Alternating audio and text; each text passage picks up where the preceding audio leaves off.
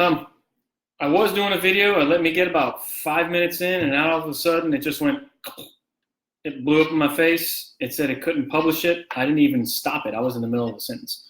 So I'm going to start this video again because I want you to hear all of this. As you may or may have seen, I did a poll yesterday about covered parking. I do have this thing about my thoughts on covered parking. Should you have it? Should you not have it? How should the parking be, arranged on a property? But I just thought I'd do a poll just to see what happened. And the results are in, and 95% of all respondents said covered parking is a big deal. For one reason or another, I think that a lot of people understand that we live in a car society, so perhaps having covered parking at your home is an important thing. I have these strong opinions about this because there's certain things about covered parking that and how they're designed on the house. They have their advantages and disadvantages. I think I did this poll just on just ask the question, didn't do like the actual poll thing. And I got about a 60-40 response, but I didn't get as many responses as I wanted. So I waited a couple months and I just did it again yesterday because I was thinking about it. Because I saw a house where some of these older homes in Baton Rouge that are 1950, 1960, they may have even been, they're very small. They may have even been 2 bedrooms, maybe 1,200 square feet, but they still at least had a covered parking area. And what they did was they closed in the carport later on, and they made that part of the living area. Well, now, in my opinion, I think it kind of looks goofy when you have the driveway going straight into a wall where there's a window. And, I always get the question, well, if it's raining and you have small kids, or if you have, groceries, you're going to be running from your car in the rain to the front door rather than going into the door where the carport would be. And, when I see homes like that, and then to a lesser extent, just the amount of space that you have in a driveway today on new homes as you would have had even homes, built 30 years ago, not so much 50 years ago. So with that, I wanted to talk about the 3 different types of parking. Is like the first one I described is, the front load where you just drive your car into the carport or drive right into the garage. Even the ones today where the garage is right there, you only get maybe 2 cars in the driveway before you're at the sidewalk, or in some cases even the curb. And for some that's fine, but if you have a truck with a ball hitch on it and you're up on one of those inclines and it's like this, and your ball hitch is already over the sidewalk, that could be inconvenient for neighbors or even for yourself if you're trying to pull up to get out of the street. The second type of garage is what we call the side load, or I used to call them the J-turn, where you drive them to the driveway and you're looking actually at the front door, but you're taking the left, so you're taking the right to turn into the garage. Then the third kind, which is my favorite, it's the rear carport. It's when the driveway goes down the side of the house and you turn and you pull into the garage or into the back. Why do I love this? One of the main reasons I love this, and I always talk to my clients about this, like if you're considering a home that either has the rear carport or maybe one of the side loads or even a front one, is if you want to do any entertaining at all with anybody, with more than 8 or 9, 10 people at your house, that rear carport garage becomes your entertaining space outside of your back patio. So when you're doing kind of a crawfish boil, who doesn't want to have all this extra space? So you have your patio, and then you could put more covered park, and then you have more area underneath your carport that's shaded. You can put fans, you put your tables, and you don't have to worry about the idea of maybe paving more concrete to have to do that later on, putting up tents, pergolas. All those things are nice, but if you can get that option through a rear carport that comes to your back patio, why not, I think it's worth the extra money, the extra value to do that in some cases. Even like in Shenandoah over here, the majority of the homes had the rear carports, and that was the way that they built the houses back then. The lots are wider, and that's why they're able to do that. And nowadays, the lots are closer to 50, 60, sometimes 75 feet wide.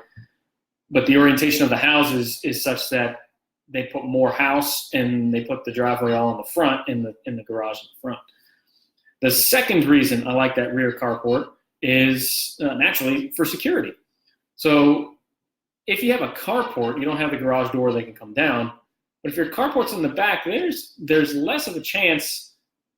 It's one of those out of sight, out of mind things is what I say. So if you're driving down the street and if your cars are behind the house, there's less. I feel there's a less chance of an incident because the cars are hidden from sight and it's not easily able to get into the car, get onto your property and do that. Does it happen? Yes. What I'm saying is rather than have your car parked out in the front near the street, outside your garage that's right here, you're all the way around the back.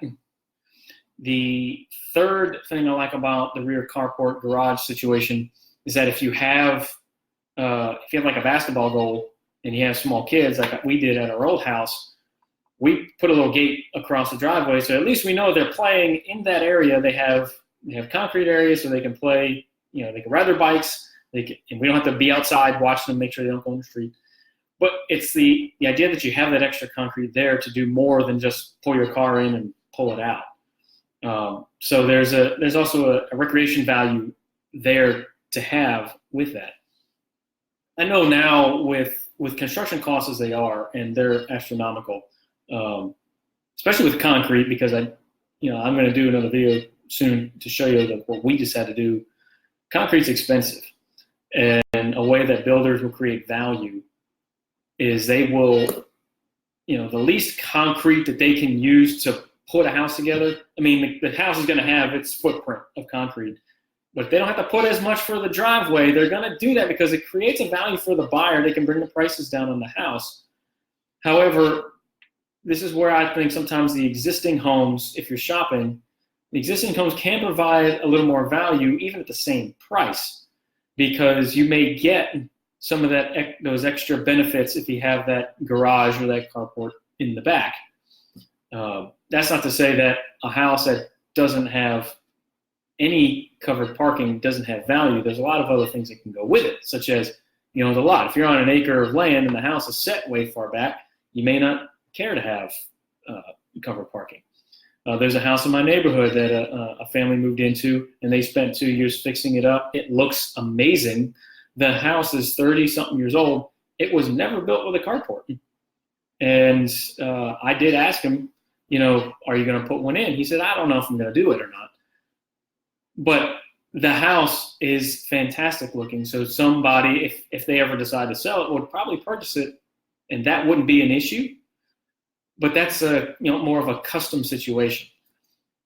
I think the point I'm trying to make here is that if you're going to do some kind of renovation that involves your garage or your carport, I would stress to get an opinion, not just from a contractor, on how to do it, but also perhaps from a realtor. Like call me, because I would definitely like to help you with an opinion on, if you think you're going to sell it, what's the best way to accomplish what you want to do, but still make the house attractive to the most people you can down the road. There's a lot of homes that where they will close in, even the rear carports, they'll close them in, but they don't add any more parking to the back. And those are the homes that may actually have an option to do that. And I've had buyers, it was actually here in Shenandoah, they love the house, but it was the fact that there was no covered parking, and they had 2 small babies, that kept them from putting the offer on that house and putting an offer on another one. Like, that was the difference in the getting that house sold. So I would stress that if you want to talk more about things like closing in carports or maybe adding some, give me a call. I would be happy to give you some advice.